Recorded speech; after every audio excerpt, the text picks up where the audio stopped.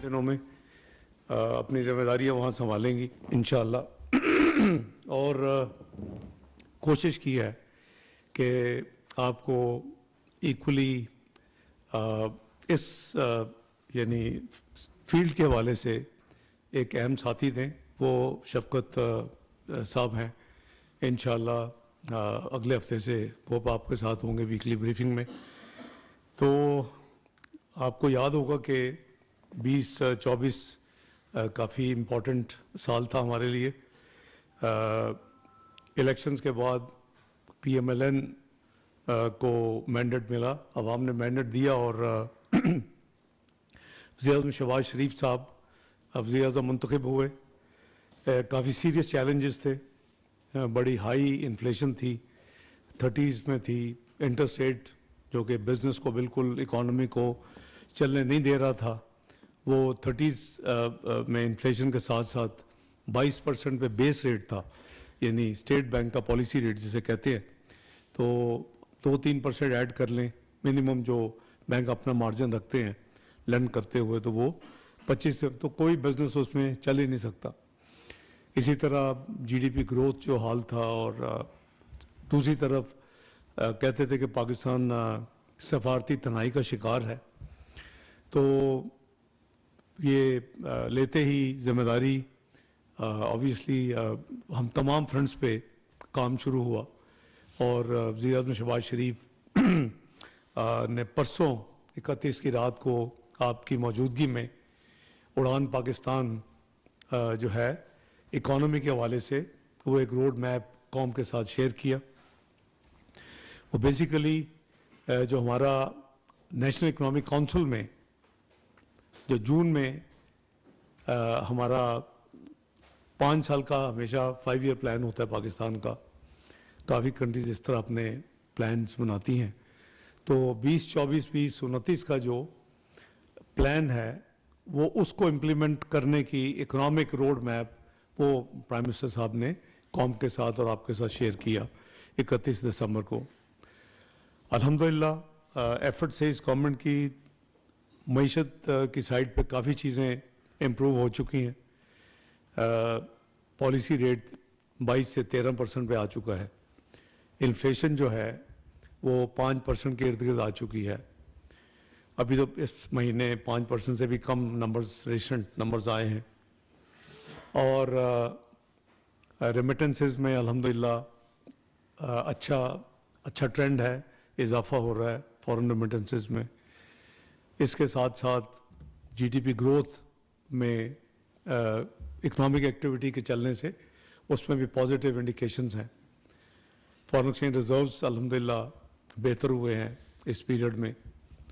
और इसके साथ साथ जो एक होप है इंशाअल्लाह जो कौम के साथ वादा किया था उसके ऊपर भी पूरी तरह मियां शहबाज शरीफ साहब की क़यादत में हुकूमत कोशा है।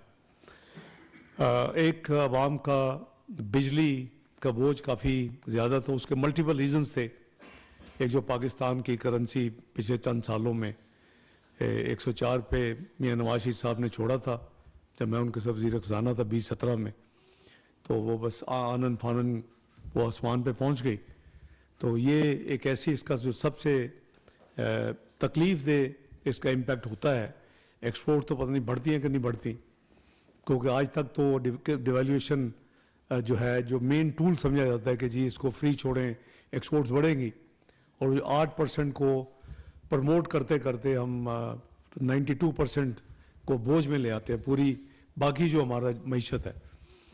तो एक्सपोर्ट्स भी अल्हम्दुलिल्लाह अब जो कि कुछ अरसे से पिछले साल से करेंसी अब स्टेबल हालत में है और एक्सपोर्ट्स भी अच्छा ट्रेंड शो कर रही हैं। अल्हम्दुलिल्लाह उसमें इजाफा हो रहा है, IT में इजाफा हो रहा है और सेक्टर्स में इजाफा हो रहा है। तो ये जो सारे जो कंबाइंड फैक्टर्स हैं इंशाअल्लाह आपने देखा कि मियां शहबाज शरीफ साहब ने पहले 200 यूनिट तक के लिए एक ख़ास स्कीम दी, फिर पंजाब ने 200 से 500 तक। तो वो कोई यानी लो कॉस्ट आइटम नहीं थी जो पहली फेज़ थी 200 यूनिट्स के लिए गर्मियों में, वो 50 बिलियन रुपीस की उसमें सब्सिडी थी। और जो पंजाब ने किया उसमें भी करीबन 57 से 60 बिलियन का एस्टीमेट है, तखमीना, फाइनल फिगर्स आ जाएंगे। तो इकोनॉमिक साइड पे अल्हम्दुलिल्लाह थिंग्स आर गेटिंग बेटर। महंगाई के लिहाज से आप भी फील कर रहे होंगे कुछ अरसे से, अब वो जो हर हफ्ते तूफान होता था वो नहीं है और सेटल हुआ है, डाउनवर्ड ट्रेंड है। सारे नंबर्स उसको इंडिकेट कर रहे हैं कि जो हाई 20s और हाई 30s में जो हमने देखा है पिछला अरसा कुछ, तो वो अब अल्हम्दुलिल्लाह 5% पे महंगाई आ चुकी है। बिजली में भी जैसे मैंने अर्ज़ किया कि वज़ीर-ए-आज़म शहबाज शरीफ ने पूरी हिम्मत और कोशिश के साथ जो स्पेस निकल सकती थी लोगों के लिए निकाली और आवाम को उसकी रिलीफ दी। और अभी भी वो इस काम में लगे हुए हैं क्योंकि फिर गर्मियाँ आ रही। तो दैट डजंट मीन के there is any dull moment for the government. जहाँ तक हमारा वो जो था कि जी हम सफारती तन्हाई का शिकार हैं, आप में से बहुत साथी को याद होगा कि कुछ साल 1.5 साल पहले ये आम बात होनी शुरू हो गई थी और ये करीबन हकीकत भी थी।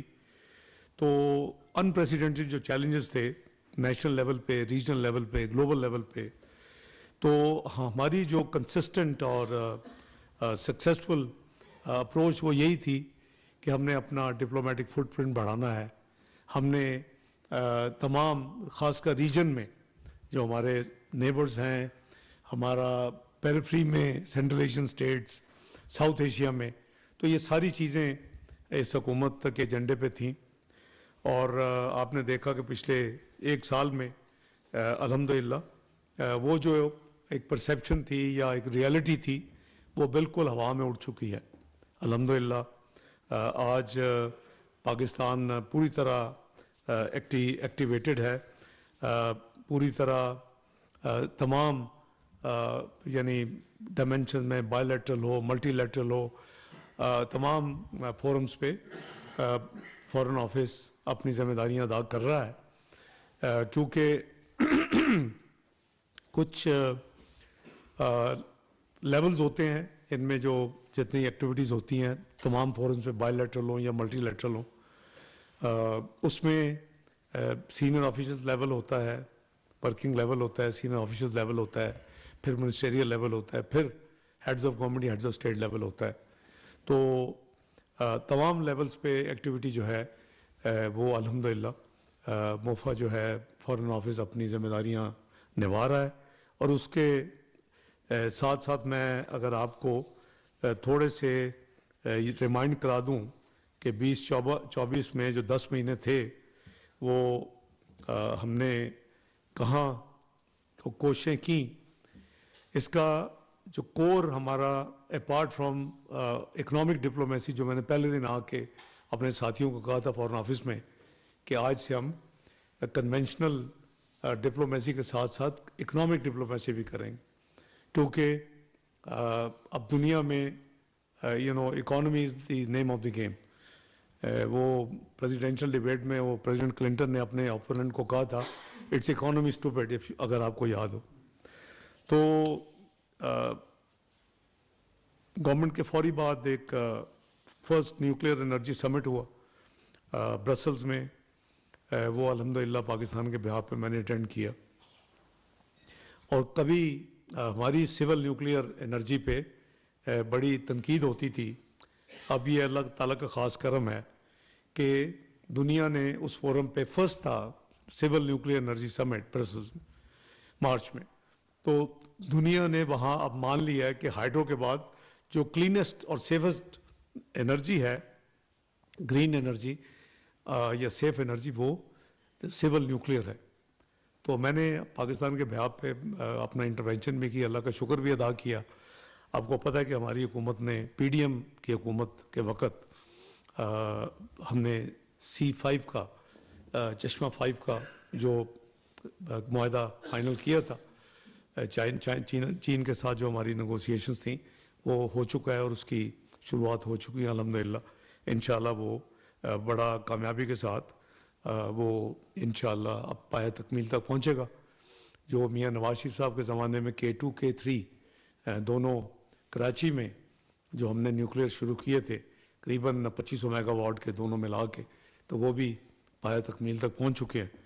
तो ये हमारी पहली एक्टिविटी थी, यानी मल्टीलैटरल एक्टिविटी। उसके बाद फिर आपको याद होगा सऊदी अरेबिया के फॉरेन मिनिस्टर हमारी दावत पे पाकिस्तान तशरीफ़ लाए अप्रैल में, और बड़ी यूज़फुल उनके साथ मीटिंग्स हुई, हमारी डिस्कशंस हुई, मल्टीलैटरल ग्लोबल इश्यूज़ हर चीज़। फिर उसी महीने में आपको याद होगा कि मरहूम ईरान के जो प्रेसिडेंट थे वो और उनके वज़ीर ख़ज़ाना तशरीफ़ लाए, और बड़ी अच्छी मीटिंग्स हुई। और मुझे याद है कि इसी कमरे में उनके वज़ीर ख़ारजा और मेरी आपसे गुफ्तगू भी हुई। Fast forward world economic forum जो सऊदी अरेबिया में हुआ, उन्होंने थीम थी उनकी global collaboration growth and energy, Riyadh में जो हुआ वो भी अप्रैल में था। उसमें पाकिस्तान ने अल्हम्दुलिल्लाह पार्टिसिपेट किया। उसके बाद उसी अगले महीने में OIC समिट था बैंजोल गैम्बिया में, उनके कैपिटल बैंजोल में। तो मेरी ड्यूटी लगी कि मैं मिनिस्ट्रियल मीटिंग भी अटेंड करूं और साथ मैं समिट जो है उसमें भी पाकिस्तान की नुमाइंदगी करूं। तो अल्हम्दुलिल्लाह वो बड़ा कामयाब था। हमने सिर्फ उस फोरम पे नहीं, जितनी मीटिंग्स हुई हैं, जितने जो मैं आपको काउंट क्विकली करवाऊंगा ब्रीफली, तो हाँ, हमारा जो कोर एजेंडे में जो शामिल होता है वो जम्मू एंड कश्मीर, उसके हवाले से जो वहाँ कुछ हो रहा है और जो होना चाहिए और जो एक हिस्ट्री है, और साथ गाज़ा एंड वो हमारी एक यानी भरपूर हमने नुमाइंदगी की है। मैं भी आपको I run down few important event जो हमने अटेंड किए, पाकिस्तान के बिहाफ पे पार्टिसिपेट किया। और जो नई चीज़ हमने 15वें OIC में बेंजोल में की पाकिस्तान की नुमाइंदगी करते हुए, वो इस्लामोफोबिया के ख़िलाफ़ हमने आवाज़ उठाई। बाकायदा हमने कैंपेन की, हमने मिनिस्टर्स को कन्विंस किया कि जी इसके ख़िलाफ़ एक special envoy secretary general OIC का होना चाहिए जो फुल टाइम ये काम करे। और अल्हम्दुलिल्लाह वी सक्सीडेड। उस मीटिंग में कुछ ममालिक के अपने अपने होते हैं ये इन मल्टीलैटरल फोरम्स पे, लेकिन जो होता है रिजल्ट जो एंड में क्या निकले, तो कुछ रेजिस्टेंस थी, लेकिन फिर वो अपॉइंटमेंट भी हो गई। जो पाकिस्तान में तुर्की के सफ़ीर थे उन पे कुरा निकला, वो आपको पता है बड़े पढ़े लिखे प्रोफेसर थे, तो उन पे कुरा निकला, और वो अभी वो OIC सेक्रेटरी जनरल के स्पेशल एनवॉय हैं ओनली फॉर इस्लामोफोबिया, इसको हैंडल करने के लिए। तो अल्हम्दुलिल्लाह वो हमसे अच्छा अल्हम्दुलिल्लाह काम हुआ। फिर हमने हमेशा ये जो गाज़ा में जो कुछ हो रहा है, आपने देखा कि प्राइम मिनिस्टर ने ही नेवर मिन्स्ड वर्ड्स, वो बड़े खुल के उन्होंने इज़राइल के ऊपर अटैक किया और ब्लेम किया कि ये जेनोसाइड हो रही है, ये वो कर रहे हैं और इसको बंद होना चाहिए। मेरा नहीं ख्याल कि बहुत ममालिक के सरबराहान ने इतनी दिलेरी के साथ गाज़ा की जो है मामले को टेक ऑन किया जैसे पाकिस्तान ने किया। और जिस तरह बाय नेम ब्लेम या जिम्मेदारी भी डाली, वो भी सिर्फ पाकिस्तान चंद 2-3 ममालिक में से है। तो मैं समझता हूँ कि एक मुसलमान मुल्क होने के नाते और एक OIC की फैमिली का मेंबर होने के नाते 57 मुस्लिम ममालिक का जो एक ऑर्गेनाइजेशन है, ये हमारा फ़र्ज़ है। और वो मियाँ शहबाज शरीफ साहब ने बतौर UK की, तो उन्होंने मुझे अप्रोच किया कि हम चाहते हैं कि पाकिस्तान इनको जो फाइनल, ताकि इनकी तमाम तालीम ज़ाया ना हो, तो जो फाइनल जो इनकी है साल, वो पाकिस्तान में ये तालीम मुकम्मल कर लें। को याद होगा मई में फिर अभी तो मैं फास्ट टैग करने की कोशिश करता हूँ, वो उन्होंने UAE का विज़िट किया। उन विज़िट्स की मैं यानी जो अहमियत है वो इस तरह बताऊँगा कि वो पाकिस्तान को मार्केट, फॉरेन डायरेक्ट इन्वेस्टमेंट को अट्रैक्ट करने के लिए یہ وزٹس کرتے رہے ہیں اور کر رہے ہیں. انہوں نے سعودیہ میں جو وزٹس کی, ہی میک شور انہوں نے آذربائیجان کے ساتھ, کویت کے ساتھ, یو اے کے ساتھ, یہ تمام جو ہے یہ قریباً 29 بلین کی انڈیکیشنز ہیں جو کہ پاکستان میں پوٹینشیل فارن ڈائریکٹ انویسٹمنٹ کی انفلو آنے والے وقت میں ہوں گی انشاءاللہ. تو اس کے بعد ہم D8 نے جو ڈیولپنگ 8 کا ایک فورم ہے, اس کا headquarters as you know کہ وہ اس میں ہے استنبول میں, اور ہم نے ریسنٹلی ریاض میں اگلے سال کے لیے پاکستان کی باری تھی سیکرٹری جنرل کی, تو ہمارے ایک بڑے اکمپلشڈ فارمر فارن سیکرٹری اور ڈپلومیٹ سہیل صاحب کو ہم نے وہ پرپوز کیا, اور ان کے لیے ہم نے کنٹری سے لابی کی اور ان کی اپوائنٹمنٹ انڈورس ہو گئی ہے. تو وہ 1 جنوری 2026 سے اپنی 4 سال کی ذمہ داریاں استنبول میں سنبھالیں گے. D8 کی جو میٹنگ تھی وہ غازہ پہ تھی, بھرپور ہماری وہ منسٹریل میٹنگ تھی. اس کے ہوسٹ میرے بھائی ترکی کے فارن منسٹر حقان صاحب تھے, اور میٹنگ جو آفیشیل جب ختم ہوئی تو جو ترکی کے صدر ہیں طیب اردوان صاحب نے پھر تمام منسٹرز کو انوائٹ کیا اور ان کے ساتھ انفارمل گفتگو کی.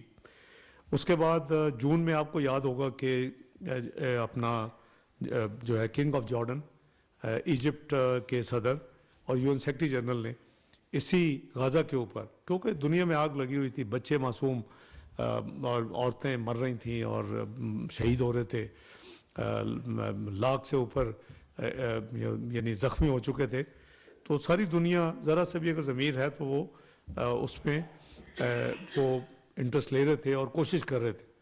تو یہ پھر عمان میں میٹنگ ہوئی, اس پہ بھی ہم نے اپنا بھرپور آواز اٹھائی, اور اس کے بعد پھر پرائم منسٹر جون میں آپ کو یاد ہوگا چائنا آفیشیل وزٹ پہ گئے, اور اس وزٹ میں قریباً 23 MOU سائن ہوئے, جس کے اوپر پروگرس جاری ہے. اور ساتھ ساتھ سی پیک کی فیز 2 پہ وہاں بات چیت ہوئی, وہ معاملہ سارا فائنلائز ہوا, اور وہ بھی آپ دیکھ رہے ہیں کہ ML1 جو کراچی سے حیدرآباد ریلوے کا ہے, یہ جو کراکرم ہے, دوسرے جو پروجیکٹس ہیں وہ اس کے اوپر عمل اس وقت جاری ہے.